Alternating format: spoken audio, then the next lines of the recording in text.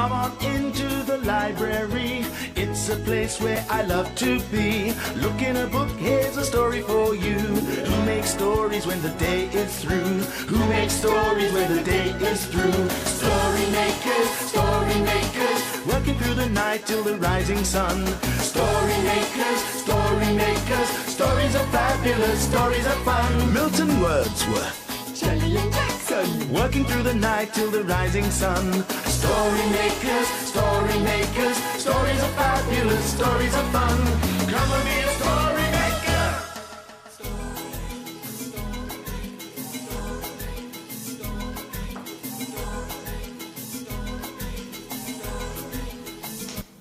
Story makers.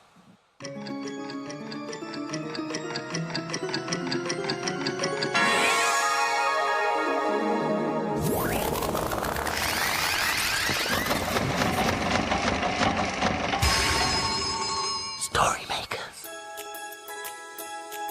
It's midnight. Hello. has everybody gone?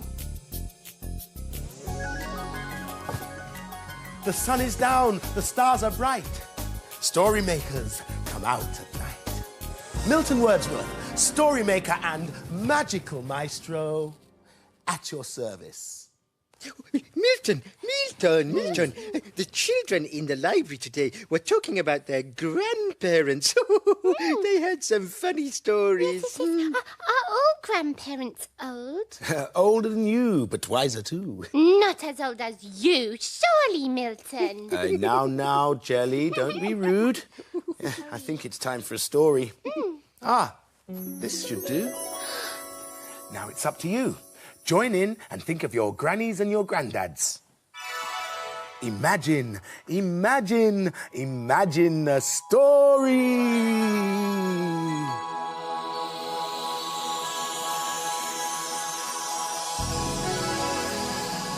Splendiferous. It's a playbook. And the story's called Grandma's Birthday. Today was Grandma's birthday, but it wasn't any ordinary birthday.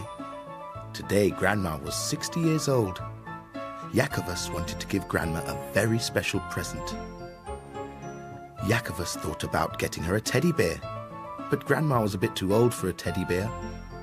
He thought about getting her some slippers, but Grandma already had some slippers. Then Yakovus spotted some chocolate on the kitchen table and had a great idea. He decided to bake Grandma a delicious chocolate cake for her 60th birthday. Yakovus asked Mum to help, so Mum looked in her recipe book and then took all the ingredients out of the cupboard.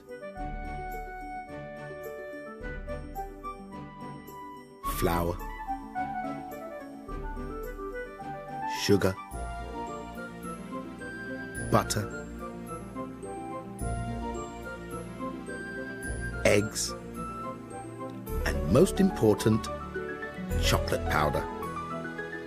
They beat the butter and sugar together. They added the eggs one at a time. They sifted the flour and added the chocolate powder.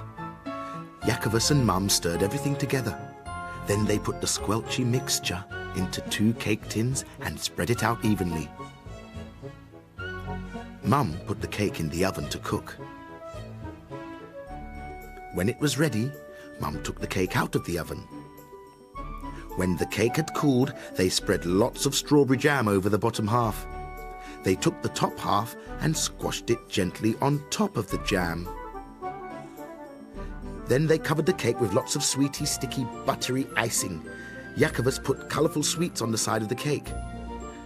Mum and Yakovus started putting candles on the cake. They needed 60 candles. Would they all fit on top of the cake? It was a bit of a squash, but they managed to fit them on. Mum started to light the 60 candles. But Grandma had smelt the chocolate and was already coming down the stairs. Mum had to be quick. Mum finished lighting the candles, 58, 59, 60, and just in time too. Grandma came into the kitchen and saw her cake. All 60 candles were burning brightly. Grandma loved her present, but needed a little help to blow out all the flames. 60 candles takes a lot of puff. Grandma gave Jacobus a big kiss to say thank you. Then it was time to tuck into the cake. Grandma said it was the best chocolate cake she had ever tasted. Happy 60th birthday, Grandma. Look what I found. Oh, teeth. Do they bite? Some old people have to wear these. At night, they take them out and put them into a jar of water. Oh, I don't like the sound of that. Could we use them instead to make a story? Ooh, well, I'm not touching them. Come on, Jelly. You can help me put them into the story machine. Bye-bye, Jelly. Nice to meet you. Ready? Imagine a story.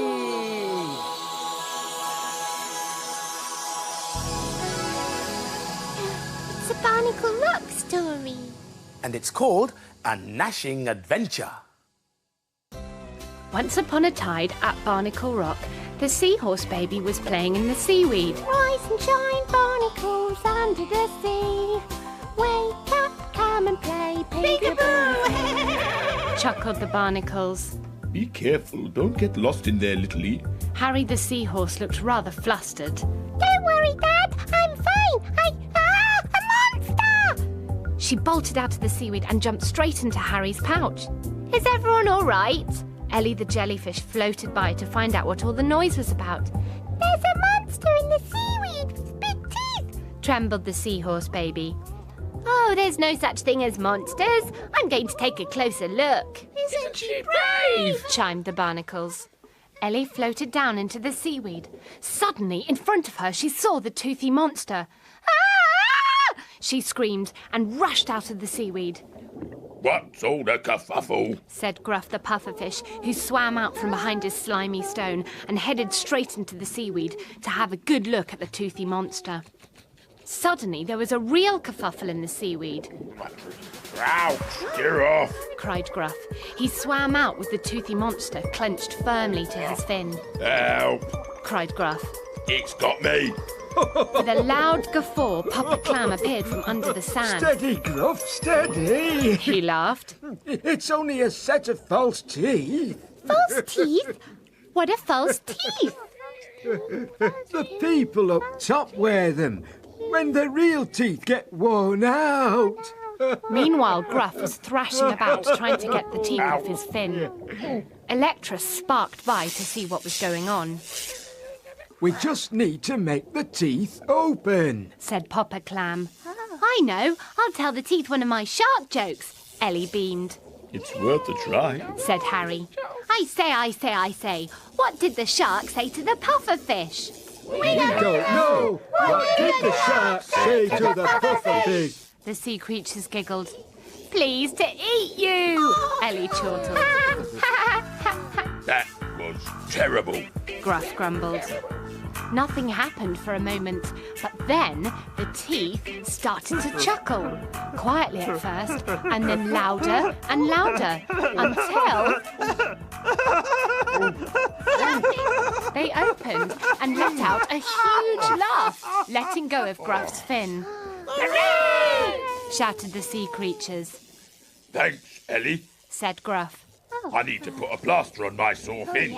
And he swam off to his slimy stone as fast as he could. Looks like he's got off by the skin of his teeth, laughed Ellie. Oh, Milton, how do you know when you are getting old? Well, let's see now, shall we? Well, we all do get old, but it happens gradually over lots and lots of years. Oh. Now, we'll look at the pictures, and you tell me who the youngest is and who the oldest is, okay? Yes. Well... One. That one is a young baby, so that must be the youngest. Two. That is a boy, so he's a bit older than the baby. And 3. Oh, that is a man with a beard, so he's a bit older. And 4. That is an old man with grey hair, so he is the oldest. Well done, Jackson. Oh, Milton, can we put the picture of the old man in the story machine? Why, of course, my young whippersnapper. Come on.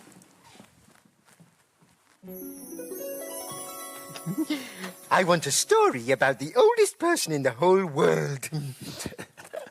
OK, well, if that's what you want, all you have to do is use a little imagination. And perhaps you'd like to join in too. Imagine a story.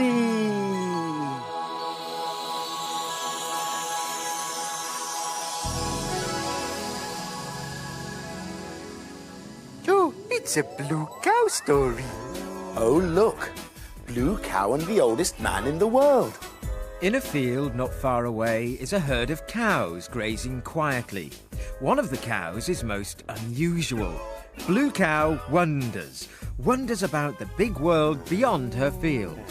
One day, Blue Cow was looking at a very old tree. I wonder what it is like to be really old. She's off again, said the other cows. So Blue Cow caught the bus that stops beside her field. I'd like a return ticket to a place where I can meet someone who's really old, please. There you go, madam. Hold very tight. And they set off for the seashore.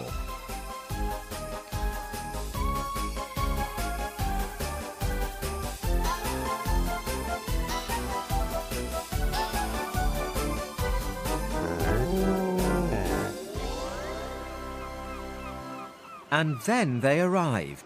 When Blue Cow got off the bus, she could hardly believe her eyes. By the seashore was a very, very old man. He had long silver hair and a matching silver beard and a kind, smiley face. He was painting an enormous picture. The picture was as long as the seashore and as tall as a tree.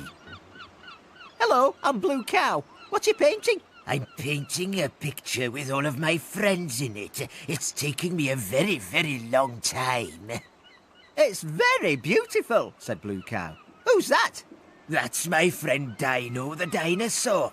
This is Christopher Columbus, Shakespeare, all the kings and queens of England, Humpty Dumpty, Robin Hood. Blue Cow looked at all the faces of the old man's friends. There were hundreds and hundreds of them. You know a lot of people, said Blue Cow. That's because I'm the oldest man in the world. But call me Tony. How old are you, Tony? Asked Blue Cow. I'm as old as the trees, as old as the seas, as old as the breeze. I'm so old, I've got 7,000 telegrams from the different kings and queens. Look! And he held up a pile of telegrams. And in this space in the corner, I'm going to paint my new friend. Who's that? Asked Blue Cow.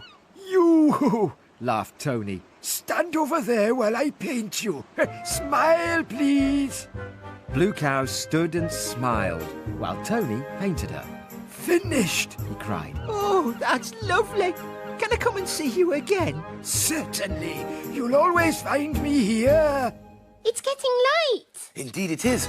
The dawn is upon us. The morning is nigh. We've made our stories, and we bid you goodbye. Story makers, working through the night till the rising sun. Story makers, stories are fabulous. Stories are fun. Bye, story makers. See you again soon.